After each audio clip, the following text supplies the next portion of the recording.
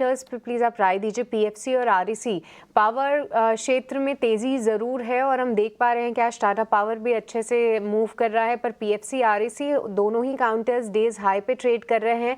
क्या यहाँ पे ट्रेड लेना चाहिए? क्या अप्रैल सीरीज़ के लिए पोजिशनली कोई टारगेट्स आप नज़र में रख रहे हैं? तो पीएफसी की अगर हम बात करें तो ओवरऑल जिस तरह का चार्ट पैटर्न हम देख रहे हैं, कहीं ना कहीं 100 मूविंग एवरेज के आसपास इसने सपोर्ट किया है। साथ ही साथ लास्ट वीक में हमने देखा था कि हैमर कैंडलस्टिक्स पैटर्न भी बनी थी और कंटिन्यूअसली फॉलो बाइंग आ रहा है और हैमर कैंडलस्टिक्स के हाई के ऊपर सस्टेन भी है। तो डेफिनेटली पीएफसी के अंदर हम एक शॉर्ट टर्म व्यू के हिसाब से ट्रेड ले सकते हैं, करंट मार्केट प्राइस से भी ले सकते हो आप ट्रेड। ओवरऑल जो स्टॉप लॉस रखना है वो 365 का रखना है और जिस तरह के चार्ट पैटर्न से ऊपर में आप 430 तक के टारगेट एक्सपेक्ट कर सकते हो। तो 365 का स्टॉप लॉस के साथ कोई भी डिप आए या करंट मार्केट प्राइस पे आप पीएफसी में डेफिनेटली लॉन्ग कर सकते हो। दूसरा एक आरईसी की अगर हम बात करें तो आरईसी का चार्ट पीएफसी से भी बेटर है। हमने देखा था कि पीएफसी 100 डेज मूविंग एवरेज के भी नीचे गया था, लेकिन आरईसी अब तक उसने 100 डेज मूविंग एवरेज ब्रेच नहीं किया है। साथ ही साथ पीएफसी के ऊपर एक नेगेटिव पैटर्न भी बना था, लेकिन आरईसी में भी वो पैटर्न बना था, लेकिन अभी तक वहां पे भी ब्रेकआउट नहीं है। तो कहीं ना कहीं आरईसी उससे स्ट्रॉन्ग है। तो आरईसी का प्रेफरेंस पहले देना चाहिए अगर किसी को पावर क्षेत्र की कंपनी में लॉन्ग करना है। टेक्निकली हम आरईसी की हम बात करें तो 420 के स्टॉप लॉस से कोई भी गिरावट आती है लॉन्ग करना चाहिए। और इसमें आप नजरिया थोड़ा लंबा रखिए। अगर आप अप्रैल सीरीज के लिए ले रहे हो तो आरईसी में आप 500 तक के टारगेट भी एक्सपेक्ट कर सकते हो।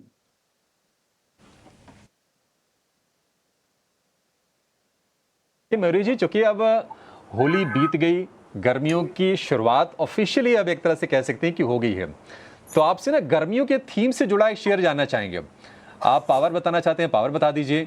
आप इलेक्ट्रॉनिक्स वाले जो शेयर हैं वो बताना चाहते हैं वो बता लीजिए, या फिर कूलिंग सेगमेंट वाला कोई शेयर अगर आपके रडार पर है वो बता दीजिए। एक शेयर बताइए सर। नहीं तो आई थिंक ये जो पूरी थीम है Abhishek, I think they should do well, क्योंकि दो चीजें, एक तो गर्मी और दूसरा power demand is expected to improve quite exponentially. तो हमें लगता है जो एक एक्सपेक्टेशन हम बांध के रख सकते हैं अगले कुछ वर्षों के लिए कि पावर डिमांड ऊपर जाएगी और जो एंसिलरी प्लेयर्स हैं पावर को लेके, ये सारी शेयर्स भी आई थिंक अच्छे खासे रुझान में रहने चाहिए।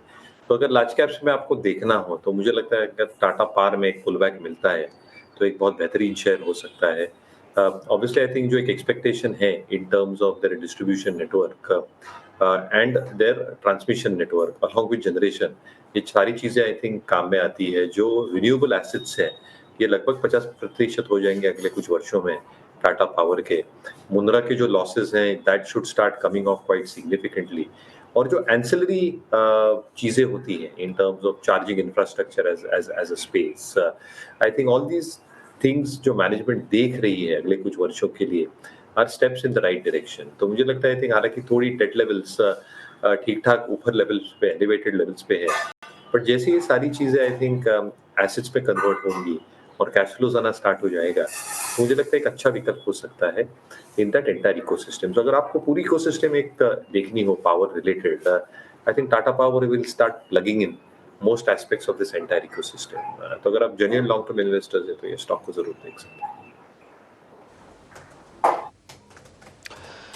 ठीक है, डन सर।